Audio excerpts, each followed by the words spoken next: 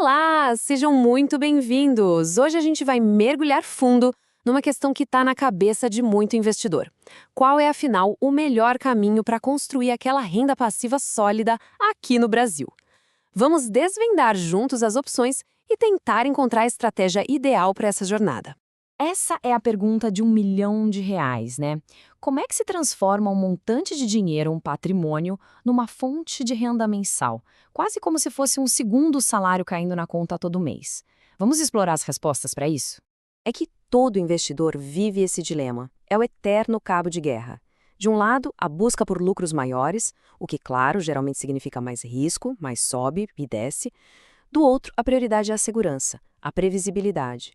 Mas aí, aceitando um retorno um pouco mais modesto. Achar o equilíbrio perfeito nessa balança é o grande segredo. Bom, e para essa nossa análise, a gente vai colocar frente a frente três gigantes da renda passiva. Vamos olhar com calma os fundos imobiliários, as ações de dividendos e, claro, a nossa tradicional renda fixa. Quem será que leva a melhor nessa disputa? Vamos descobrir. E o nosso primeiro concorrente na parada são os fundos de investimento imobiliário, os famosos FIIs. Uma boa forma de pensar neles é como um jeito de virar locador, de receber aluguel, mas sem ter a dor de cabeça de comprar um imóvel físico. A lógica por trás é bem simples, na verdade. Um FII nada mais é do que um grande condomínio de investidores que juntam dinheiro para comprar ou financiar imóveis de grande porte. Em troca, cada investidor, dono de uma cota, recebe sua parte dos aluguéis, geralmente todo santo mês. Agora isso aqui é bem interessante. Existem basicamente dois grandes tipos de FIIs. Os de tijolo, que são donos dos prédios de verdade, shoppings, galpões, lajes corporativas, eles tendem a ser mais estáveis. Já os de papel investem em dívidas do setor imobiliário. Eles podem oferecer retornos maiores, só que o risco também sobe um degrau. Certo, então vamos ao que interessa. O que dá para esperar de retorno? Algo na casa de 9 a 10% ao ano, e com a grande vantagem de ter isenção de imposto de renda nos rendimentos. Uma métrica que todo mundo precisa olhar é o tal do P sobre VP. Se ele está perto de 1, quer dizer que o preço da cota está justo. Muito abaixo disso pode ser uma pechincha ou um sinal de problema. Fique de olho. E essa analogia do Raul Senna é simplesmente perfeita. Ela ilustra um ponto crucial. Sabe aquele fundo pagando um dividendo absurdo ou com preço lá no chão? Desconfie. Se parece bom demais para ser verdade, provavelmente é. No mercado financeiro não existe almoço grátis. Vamos agora para a nossa segunda opção na mesa, as ações que pagam dividendos.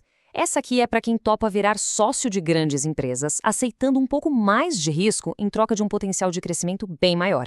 É só pensar o seguinte, alterações de uma empresa de energia, por exemplo, que teve um ano espetacular, a tendência é receber uma bela fatia desses lucros. Agora, se vem uma crise e afeta o setor, essa distribuição pode diminuir bastante ou até mesmo nem acontecer. É o risco do negócio. E aqui está a grande, mais grande diferença mesmo. Enquanto os FIIs são quase um reloginho, pagando todo mês como um aluguel, os dividendos das ações não têm essa obrigação. Não é um relógio suíço. A diretoria da empresa pode simplesmente decidir que é melhor reinvestir todo o lucro na operação em vez de distribuir aos acionistas. Resumindo a ópera, com ações existem duas formas de ganhar: com a valorização da própria ação e com os dividendos. Mas, e esse é um ponto fundamental, se o objetivo é ter aquele dinheirinho pingando na conta todo mês de forma previsível, essa falta de regularidade dos dividendos é um fator que pesa, e muito. Muito bem, vamos então para a nossa terceira e mais conservadora opção, a renda fixa.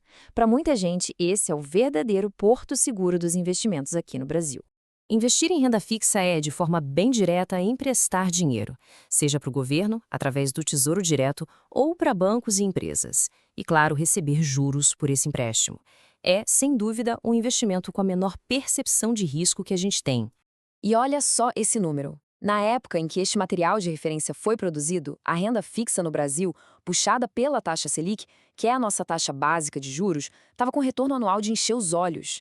Isso mostra como, dependendo do cenário econômico, a renda fixa pode ser, sim, muito, mas muito atrativa. Só que aqui a gente encontra o grande vilão da renda fixa para quem busca renda, o imposto de renda. A tabela é regressiva, traduzindo, quanto menos tempo o dinheiro fica investido, maior é a mordida do leão. Em saques de curto prazo, a gente está falando de quase um quarto do rendimento indo embora em imposto. Pesa, né? O maior desafio da renda fixa para viver de renda é justamente este: não dá para gastar todo o rendimento. Para o patrimônio não perder poder de compra para a inflação, é absolutamente crucial reinvestir uma parte. Só assim para garantir que a bola de neve continue crescendo. Pois bem, chegamos ao momento do veredito. Com as 3 opções na mesa, os prós e os contras, qual caminho, afinal, a gente deve seguir? Olha, essa tabela aqui resume tudo de forma brilhante. Se a prioridade é a estabilidade de renda, aquele pinga-pinga mensal, os FIIs são os campeões. Se o foco é potencial de crescimento, as ações levam a melhor. E se a palavra de ordem é segurança, aí a renda fixa reina soberana. Não é sobre qual é o melhor de todos, mas sobre o que é mais importante para cada um. E a conclusão mais importante de toda essa nossa conversa é exatamente esta: não existe uma bala de prata. A estratégia mais inteligente, mais sensata, não é escolher apenas um, e sim combinar os 3. Montar uma carteira diversificada que equilibra a estabilidade dos FIIs, o potencial das ações e a segurança da renda fixa.